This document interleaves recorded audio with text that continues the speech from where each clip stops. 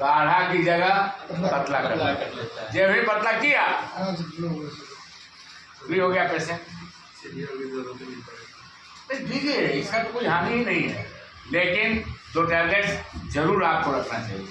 सर्वोटेट क्या नाम है? सर्वोटेट ऐसे भी उसमें देखिए कंपनी कुछ थोड़ा नाम ABCD का इधर उधर करता है। सर्वोटेट SAR सर्वोटेट का काम है और वो ब्लड को पतला करता है। डिस्प्रिन भी वही करता है। बस दोनों का काम एक ही है, दोनों का काम एक ही है। सर्वोटेट घोल के देना नहीं है, सर्वोटेट जीभ के नीचे डालिए और नॉर्मल हो जाएगा। क्लियर है? गुड। एनी मोर फ्रॉम ये CPR थ्योरेटिकल पार्ट में इसके अलावा और कुछ नहीं है। अगर कोई संदेह कहीं भी हो तो जरूर पूछिए। कोई नहीं, प्रैक्टिकल सेकंड पार्ट में कराएंगे इसका। अब आइए, अगर होश में है तो ये बेहोश वाला था हिस्सा, जो भी गतिविधियां थी वो सारा बेहोश वाली थी।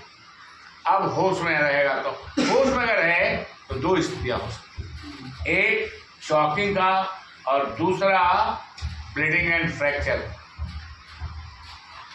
ब्लीडिंग एंड फ्रैक्चर ये होश में भी हो सकता है, बेहोश में भी हो सकता है। अभी मैंने कहा था आपको स्पाइनल इंजरी अगर है तो कैसे शिफ्ट करेंगे। स्पाइनल इंजरी है तो आराम से पकड़ के खींच लिया, हाथ बैठाए खींच लिए। स्पाइनल इंजरी है तो how we will replace the victim, मतलब थोड़े डिस्टेंस के लिए, बहुत दूर नहीं जाना, थोड़े के लिए करना। उसमें ये है कि ये सिर का जो निचली हिस्सा है, निचला भाग, उसको ऊपर नहीं करना है। स्पाइनल को और उसको बिल्कुल कोशिश ये करना है कि वो हिले नहीं। हिले नहीं के लिए क्या करेंगे, आपके पास कुछ भी नहीं है, दोनों तरफ ईंट रख के ये फिक्स कर देंगे। ईंट रख के भी इसको फिक्स है, हिलाना भी नहीं है। मान लीजिए ऐसे है ना, ईंट यहाँ रख दिए, यहाँ रख दिए, यानी जिस पोजीशन में आपको विक्टिम मिला है उस पोजीशन में रखना है और उसे खींच कर हटा देना। अब क्या, बहुत पहले से वैसे मरीज के लिए स्पेशल स्ट्रेचर आता है, खुल जाएगा बीच से। आप ऐसे खींचेंगे ना, खुल गया, विक्टिम के दोनों बीच में रख दीजिए। विक्टिम उसके बीच में आ गया, धीरे धीरे धीरे धीरे उसको रहिएगा, विक्टिम उसके ऊपर हो गया, ठीक है ना। जैसे कुदार से मिट्टी खकोड़ते हैं और विक्टिम ऊपर हो गया, लेके बाद बेल्ट बांधिए और लेके चले जाइए। लेकिन बी केयरफुल, ये बिल्कुल कोशिश नहीं कीजिएगा। क्लियर है? अब आइए, हम ब्लीडिंग की बात करें। 2 प्रकार की ब्लीडिंग होती है। आपके शरीर में ब्लड की कितनी मात्रा भाई? शरीर में ब्लड की मात्रा तो है 6 से 8 लीटर। 6 से 8 लीटर बहुत है यार। 5 से 6 लीटर। 5 से 6 लीटर, 4 के आसपास महिलाओं का। गुड। हाँ, वो यही रेशियो है। एक नियम यह भी है, एक फैक्ट ये भी है कि आपके बॉडी वेट का 7% ब्लड आपके शरीर में होना चाहिए। 7% आपके बॉडी वेट का ब्लड आपके शरीर में होना चाहिए। 7%। अगर आप 60 किलो के हैं तो 7% का मतलब हो गया 60 से 42, 4.2, हाँ 4.2 लीटर, यानी कम से कम उतना होना चाहिए। ये मानक बनाया हुआ। अब आइए आगे, ब्लड क्या काम करता है ये हमने बता दिया है। गुड। अब 2 प्रकार के ब्लीडिंग हैं, एक एक्सटर्नल ब्लीडिंग, दूसरा internal bleeding. Very good. External bleeding तब होता है जब स्किन कटता है या छिल जाता है। इंटरनल ब्लीडिंग के कई रीजन है। ये मत समझिएगा कि अगर चोट लगी और यहाँ काला रंग का खून जम गया तो वो इंटरनल ब्लीडिंग है। नो, वो क्लॉटिंग ऑफ ब्लड है। Clotting CLOTTING, clotting of blood यानी खून का जमा होना। ब्लीडिंग तभी है जब खून बाहर निकल जाए। इंटरनल ब्लीडिंग नाक, मुंह, खाने के रास्ते से, कान, ये पेशाब के रास्ते से, ये इंटरनल ब्लीडिंग के एग्जाम्पल है। यहाँ से निकल गए ऐसे ये एक्सटर्नल है, नाक से निकल रहा है, सॉरी इंटरनल है। एक्सटर्नल तभी जब स्किन कटे या छिल जाए। ध्यान रहे, स्किन एक्सटर्नल जब कटता और छिलता है तो इन्फेक्शन की संभावना ज़्यादा होती है।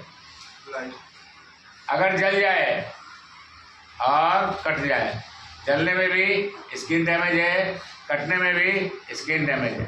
जब भी स्किन डैमेज होगा, आप शुक्रगुजार हों अल्लाह के और भगवान के कि उसने आप पर बड़ी दया की और आपके पूरे शरीर को एक पतले लेयर से कवर कर दिया, जिसने उस लेयर ने यानी स्किन ने वायरसेस, बैक्टीरिया एंड घुसने नहीं देता है।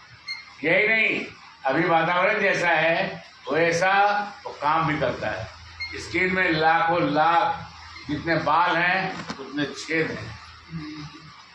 और जब गर्मी होती है यानी बाहर प्रेशर कम जाता है, शरीर का प्रेशर ज़्यादा है, इससे पानी निकल जाता है। वो चमड़े का काम है, पानी निकला, इवेपोरेशन हुआ, ठंडा हो गया, ठंडा हो गया, रिलीफ मिल गया। एसी में है हम, चारा लगा के अब जरा सोते, चादर चाहिए, तो ये यही बताता है। इतनी बड़ी कृपा। नाउ अब इसको कैसे रोकें? How to check bleeding. Bleeding अगर नहीं रोकेंगे तो 80% मौतें, हमारे पास साइंस वाले थे, एक प्रोफेसर थे एसलाल, आज के ज़माने में नहीं, आज से 30-40 साल पहले ज़बरदस्त कोचिंग था और उस कोचिंग में लाखों लाख कमाए। कंजूस दी ग्रेट थे, चलते थे भेसपा से, मांगा गया उनसे रगदारी। हाँ, तो वो पागले था, कहा करे नहीं मिलेगा। घर से निकले कॉलेज जाने के लिए, गोली लग गई क्या, मारा गया। मर डर से लोग, उस समय वो जमाना था कि छुए तो गए, हम भी डर से लोग देखते रहे, लेकिन छुआ कोई नहीं। घर को पता चल गया, बगल में थे लोग, आए PMCH ले गए। मृत्यु का कारण एक्सेसिव ब्लीडिंग था। कहने का मतलब ये कि ब्लड अगर शरीर से निकल जाए और ब्लड ना मिले चढ़ाने के, बहुत सारा झमेला है चढ़ाने में। साला वो ब्लड एड्स अफेक्टेड है और क्या है नहीं है, 50 जांच है। थोड़ा सा मिस किया कि आप गए, पूरा भी मिस किया, मैचिंग अगर नहीं तो तुरंत देते। ये सब समस्या है। तो ब्लीडिंग को चेक करना चाहिए। ब्लीडिंग आप चेक करेंगे तो निश्चित तौर पर जान बचा लेंगे। ब्लीडिंग रोकने के एक सामान्य सूत्र है जिसे हम RICE कहते हैं, राइस। राइस माने भात, चावल, बिरयानी नहीं ना, क्या बात, आज मिल जाएगा, मिलेगा सर, नहीं मिलेगा। खैर चावल दाल तो मिलवे करेगा, वो मिलेगा। चलो ठीक है। देन ये सूत्र इसलिए है, आप याद रखें। R for rest. आप जिसका ब्लीडिंग हो रहा है उसको आराम से लिखाइए, याद रखिए।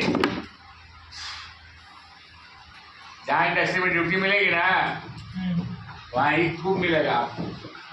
मैं जहाँ जहाँ इंडस्ट्री में गया हूँ ट्रेनिंग देने, सब जगह लोगों ने कहा है कि सर सांप है यहाँ। एक का इसका बहुत मसला है, पूरा ऐसा ही है, क्योंकि इंडस्ट्री में बहुत सारा एरिया है, पेड़ वगैरह लगे हुए हैं और शांति है सांप के संरक्षण के लिए। जो चीज़ें चाहिए वहाँ मिलती हैं, कोई डिस्टर्ब करने वाला नहीं है, आने जाने वाला नहीं, बिजली के वायर एंड ऑल गया हुआ है, इसलिए कहीं कोई परेशानी नहीं है। तो खून आराम से रहता है। आप मूवमेंट करेंगे तो जल्दी मरेंगे सांप के काटने पर, और यदि आराम से रखेंगे तो देर से मरे। ब्लीडिंग भी आराम में रखिएगा तो ब्लड निकलेगा कि नहीं निकलेगा? नहीं निकलेगा, क्योंकि सर्कुलेशन का रेट कम जाएगा या पर रुकेगा नहीं, कम जाएगा, इसलिए रेस्ट। सेकेंड है आइस या any solid cold object. Ice means बर्फ, सॉलिड कोल्ड ऑब्जेक्ट, वो आइसक्रीम भी हो सकता है। कहाँ रखें बर्फ को अगर ब्लीडिंग हो रहा है? क्या ब्लड जनरेटेड पॉइंट पर या उससे अलग? पॉइंट पे भाई पीछे का है ब्लड आ रहा है तो उसको प्रेस करके रोक दे, ठंडा कर देगा ना। प्रेस का सवाल कहाँ है? अभी तो प्रेशर की बात नहीं कर रहे हैं। रखेंगे तो ठंडा करके रोक देगा। पहले हाँ, बढ़िया कारण बताया आपने। देखो बाबू, ब्लड जहाँ से जनरेट हो रहा है वहाँ नहीं रखेंगे। क्यों नहीं रखेंगे? क्योंकि अभी हमने चर्चा की है कि जो ही शरीर का कोई पार्ट कटता है तो उससे इन्फेक्शन की संभावना बढ़ती है। क्या जरूरी नहीं है कि ब्लड जो आप बर्फ रख रहे हैं वो इन्फेक्टेड है? इट में भी हो सकता है।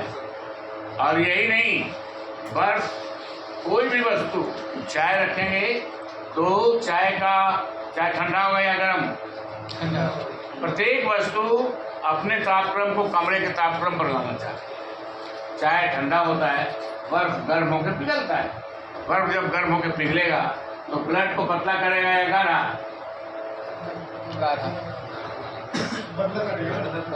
कहाँ घर वाले? कहाँ पर ही घर? छपरा बा ब्लॉक अमनौर। तो वहाँ दूध में पानी मिलाओ जाई तो गाढ़ा हो जाई। तो ब्लड में पानी मिलाई में तो गाढ़ा कैसे हुई है भाई? गलती से कहा गया। और गलती से कहा गई। Very good. पतला होगा तो उसका फ्लो तेज हो जाएगा। इसलिए बर्फ या यानी सॉलिड कोल्ड ऑब्जेक्ट को हॉट और कुंड घाव के बीच रखेंगे, लेकिन कुंड के पास रखेंगे। कुंड माने घाव, WOUND, जहाँ से ब्लड निकल रहा है उसके पास रखेंगे, उसके ऊपर नहीं रखेंगे। हॉट और उसके बीच में रखेंगे। पास का मतलब अगर यहाँ है तो इधर नहीं रखेंगे। पास अगर कह दो तो आप कहेंगे इधर रख दें। नो, हॉट और घाव के बीच, लेकिन घाव के पास। तीसरा है सी का मतलब कंप्रेस माने दबाना। बेस्ट उपाय, कंप्रेशन इज द बेस्ट। कौन दबाएगा? अगर होश में है तो कैजुअलिटी दबाए, लेकिन हाँ, क्योंकि उसके पास खुद का सब कुछ है, हाथ सब उसका अपना है, जिसमें उसका अपना बैक्टीरिया है और कोई फर्क नहीं पड़ेगा। लेकिन उसके शरीर में भी कुछ ऐसे अंग हैं जहाँ उसका हाथ नहीं पहुँचेगा। पीठ पर पहुँचेगा? नहीं पहुँचेगा। देन आपको दबाना होगा। कैसे दबाएंगे? आप उसका कपड़ा लेंगे। कैजुअलिटी का याद कीजिए, जब माउथ टू माउथ देने की बात हो रही थी, मैंने कहा था ब्लीडिंग में उसका कपड़ा लेंगे, ब्लीडिंग में उसका कपड़ा लेंगे, अपना रुमाल। अब क्या करेंगे? कपड़ा अपने हाथ में लपेटेंगे, देन कंप्रेस करेंगे। अगर घाव ही इतना बड़ा हो, कपड़ा कंप्रेशन संभव नहीं है, उसी का कपड़ा लेंगे, कड़ा लपेटेंगे। सीधे नहीं घाव में डालना, सीधे में डालोगे तो हिडन ब्लीडिंग होगा। नहीं, उसका कपड़ा है, कोई इन्फेक्शन नहीं होगा, हिडन ब्लीडिंग होगा। ब्लीडिंग हो रहा है, आपको पता नहीं चलेगा, क्योंकि कड़ा कपड़ा तो है नहीं। कपड़ा सूखता रहेगा तो मर जाएगा वो। इसलिए टाइट लपेटिए, डालिए और दबा के भेज दीजिए। ये कंप्रेशन था। लास्ट है एलिवेट, उठा के रखना। आपने देखा है अभी हम लोगों ने ब्लड को ऊपर से नीचे लाने के लिए दोनों पैर उठवाए, वैसे ही आप पैर उठाइएगा, एलिवेशन होगा। एलिवेशन मतलब उठा के रखना। हार्ट के लेवल से अगर उठा के रखते हैं आप, अंग को, तो वो क्या होगा, ब्लीडिंग चेक होगा। क्लियर है? कभी कभी आप ब्लड जब डोनेट करेंगे तो आपका माथा ऐसे घूम जाएगा। मेरा हुआ था। अगर नहीं भी डोनेशन है, मान लीजिए गर्मी लगी बहुत, आपका माथा घूम गया, सीधे कुछ नहीं करना है, वहीं लेट जाइए, पैर को ऊपर उठा लीजिए, वही 5 से 7 मिनट में नॉर्मल हो जाइए। वही बात है ना, जी वही उपाय है, दूसरा कोई उपाय नहीं। देर से पूरा चक्कर आ गया, तो पैर को उठाने का। पैर को उठा के उसके नीचे बक्सा या कोई कार्टून वगैरह रख दीजिए, वो आ जाएगा, होश आ जाएगा, कोई दिक्कत नहीं। सर एक वो जो बोल रहे हैं कि आइस जहाँ रखना है, मान लीजिए यहाँ पे कटे तो कहाँ पे आइस पीछे हार्ट के पास, हार्ट और उंड के बीच, लेकिन उंड के पास। अरे एक बार बांका गया था, क्या? बांका एक जगह है, बांका में रिफिलिंग सेंटर है इंडियन ऑयल का, बहुत बड़ा रिफिलिंग सेंटर है, वो शहर से बहुत अलग है। हाँ, उधर मतलब बिल्कुल वही फर्स्ट एड का क्लास चल रहा है। मजदूर गाँव जैसा है। तुरंत मजदूर को ले आए जिसका कटा था। हमने कहा एक काम कर, उसका शर्ट खोलवाया, एकदम गंदा काम कर रहा था, लेबर का, वो बिल्कुल बहुत ही गंदा था कपड़ा उसका, नो इशू, कितनों गंदा है तो उसी का है, उसको हाथ में लपटवाए, अब कंप्रेस कराया, ठीक हो गया, ब्लीडिंग बंद हो गई। ये सब चीज़ें टिप्स हैं। अब आइए आगे, क्लियर हो गया। एक्सटर्नल ब्लीडिंग में कोई दिक्कत, रोकने के तरीके RICE। अब दूसरा भी एक ग्रुप है जो रोकने के 4 और तरीके बताता है, जिसको कहते हैं हम diet, DIET। D for direct pressure, I for indirect pressure, E for elevation, यहाँ जो एलिवेशन अभी हमने देखा वही एलिवेशन है, T फॉर ट्यूनिक्वेट। डायरेक्ट प्रेशर और कंप्रेशन में कोई फर्क नहीं है, लेकिन डायरेक्ट प्रेशर में आपको दबाना हाथ से नहीं है, बैंडेजिंग करना, बैंडेज करना है डायरेक्ट प्रेशर में। इनडायरेक्ट प्रेशर में भी बैंडेज ही है, डायरेक्ट प्रेशर में भी बैंडेज है, लेकिन जो आपका आर्टरी जहाँ आपको पता चल रहा है उसको बंद कर देना है दबा के मतलब बैंडेज से दबा के। यहाँ टेम्पोरल पल्स है, रुमाल है तुम्हारे पास ना, लो। फिर अब एक सवाल है आपसे, मैं जानता हूँ आप उत्तर नहीं दे पाएंगे, नहीं दे पाएगा उत्तर, उसका दोष नहीं है, ये व्यवस्था है। आप उत्तर दे दे तो अच्छी बात है, मुझे खुशी होगी। ये गांठ है या फांस? हाँ सर, यार तो समझ रहे हो, हाँ क्या बता देंगे, बता तो देंगे। नॉट एंड हिचेज कहते हैं। नॉट माने गांठ, नॉट हमेशा ही किसी, नॉट हमेशा ही रस्सी या बैंडेज पर लगता है। हिचेज या फांस हमेशा ही किसी ऑब्जेक्ट पर लगता है, वस्तु पर। निकालो, देखो तो झोला है उसमें, वो बड़ा सा लाल रंग का भी है क्या? एक मिनट,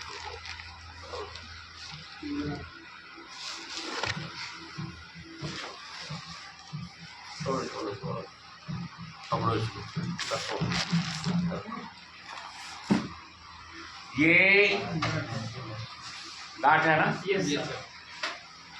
ये थंब नोट कहलाता है, जो भी हमने इसमें दिया। अंगूठा की तरह इसका साइज अंगूठा,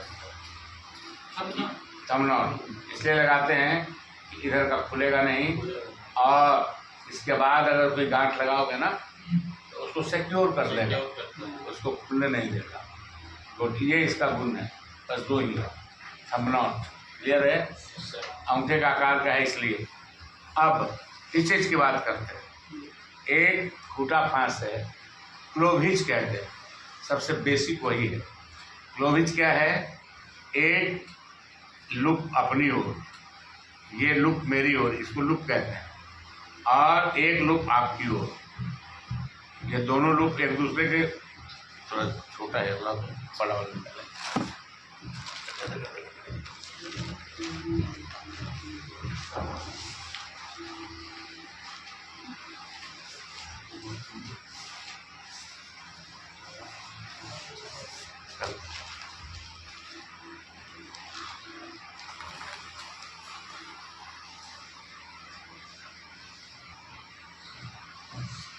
क्लियर है?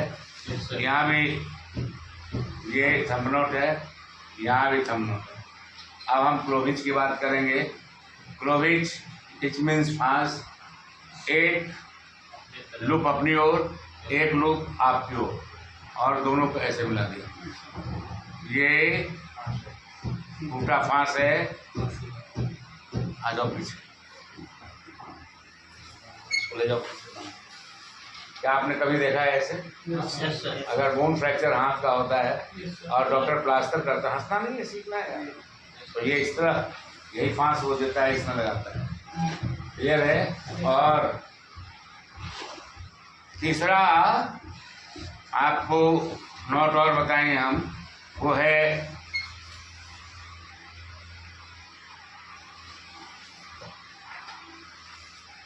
Reef not.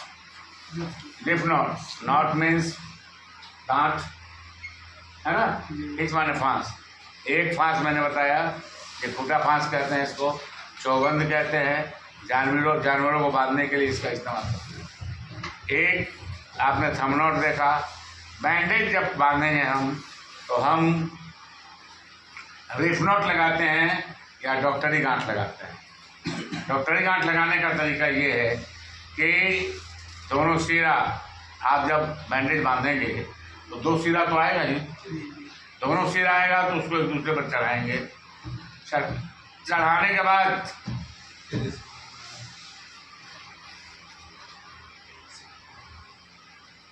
नहीं खुलेगा। दो मोटाई की रस्सियों को बांधना है तो इसको लगाएंगे, समान मोटाई की रस्सी को बांधना है, इसको लगाएंगे। नहीं खुलेगा, बिल्कुल नहीं खुलेगा, और खोलना बहुत ही आसान है। अब फिर एक बार,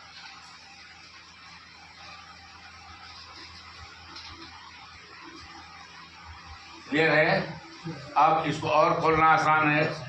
जो ही आप ऐसे करेंगे ऐसे, और इसको खींच दीजिएगा, खुल जाएगा। दो तरीके इसके खोलने के। फिर एक बार डॉक्टरी गांठ एक दूसरे पर चढ़ा लिया, ये इसका हिस्सा है, इसे साथ करेंगे, इसके साथ इसको कर दिया और इसको कर दिया। क्लियर है?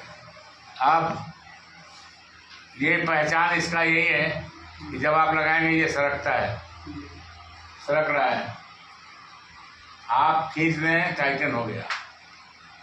जब आपको खोलना है, ये दोनों को पकड़ लीजिए और सरका दीजिए, खुल जाएगा। क्लियर है? अब आपने देख लिया, हम इनडायरेक्ट